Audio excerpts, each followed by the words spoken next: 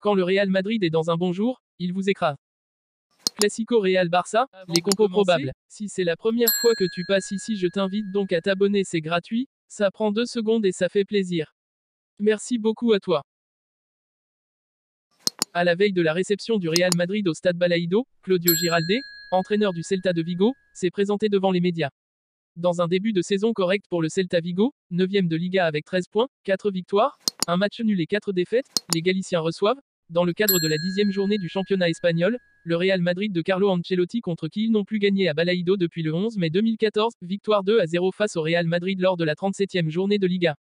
De son côté, le Real Madrid compte bien poursuivre sa série d'invincibilité de 41 matchs sans défaite en championnat.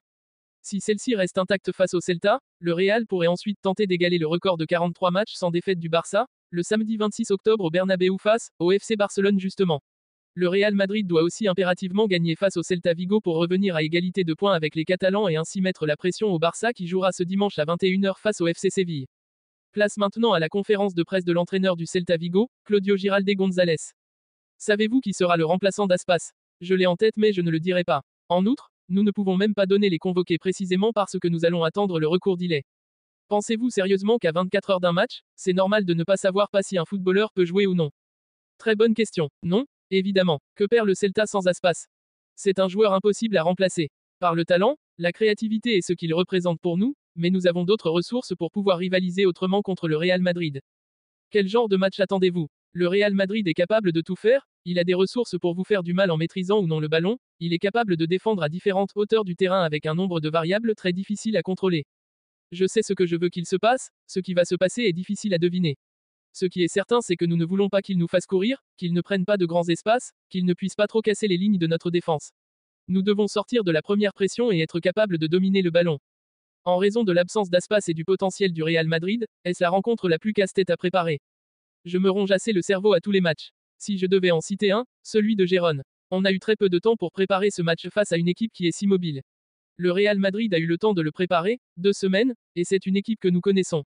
Il existe des manières différentes pour gagner un match. Nous savons que ce sera un match très compliqué. Comment évaluez-vous l'impact de Mbappé sur le jeu du Real? C'est l'un des meilleurs joueurs du monde et il est entouré d'autres des meilleurs joueurs du monde.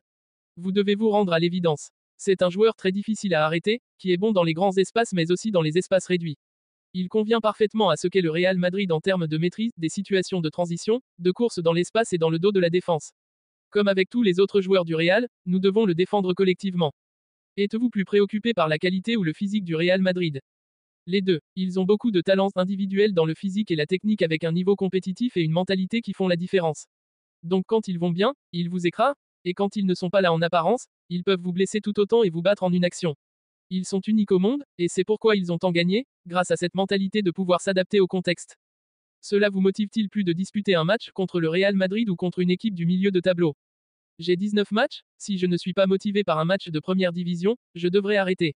Je viens de prolonger, c'est que j'ai vraiment envie et une grande motivation. Je suis souvent un idiot motivé mais j'aime beaucoup mon métier. J'ai de la chance de pouvoir jouer contre le Real Madrid avec mes amis. Allez-vous retrouver quelqu'un de connu de votre époque comme jeune de la cantera du Real Madrid? J'y ai joué pendant 7 ans. J'ai des amis qui travaillent au club, mais de l'équipe première, non, parce qu'on est vieux. Le dernier avec lequel j'ai joué était Nacho. C'est une maison que je connais très bien et c'est un match spécial sur le plan personnel. Pouvez-vous imaginer entraîner le Real Madrid un jour? Non, je viens de prolonger et je me vois ici, c'est ma maison. Je n'ai besoin de rien d'autre. Je suis heureux et c'est mon rêve. Je me vois au Celta encore longtemps. Comment Mbappé peut-il être affecté par l'enquête en Suède? Je ne connais pas le joueur personnellement ni les détails de la situation et je ne peux pas l'évaluer. C'est un footballeur habitué à la pression, aux commentaires positifs et négatifs, et je suppose qu'il sera concentré pour faire le meilleur match possible demain. Le Real Madrid et le FC Barcelone s'affrontent ce samedi en Liga, 21h, Bain, lors du premier classico de la saison. C'est le grand rendez-vous attendu de toute la planète foot. Merengues et Blaugrana se retrouvent au Santiago Bernabéu ce samedi pour un classico qui s'annonce chaud bouillant. Les deux clubs sont séparés par seulement 3 points au classement de la Liga et sortent tous deux d'une prestation plus que convaincante en Ligue des Champions. Le Real Madrid s'est imposé 5-2 mardi alors qu'il était mené 0-2 sur sa pelouse par Dortmund, avec un triplé de Vinicius Junior. L'équipe de Flick a elle aussi fait ses devoirs en Europe en étriant le Bayern Munich 4-1, là encore avec un triplé d'un homme, Rafinha. Sans Courtois ni Rodrigo. Une bonne dynamique de part et d'autre donc, avant le grand choc du week-end en Espagne. Côté absence en revanche, le Real Madrid n'est pas bien loti, puisqu'il a perdu Rodrigo et son gardien Thibaut Courtois, tous deux touchés musculairement lors du match face à Dortmund.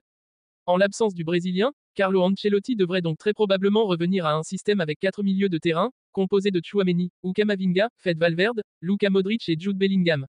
Devant eux, les deux stars Vinicius Junior et Kylian Mbappé.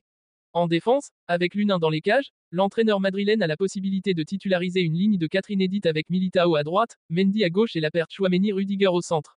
L'idée serait ainsi de renforcer avec le Brésilien le côté sur lequel Rafinha fait tant de mal aux adversaires.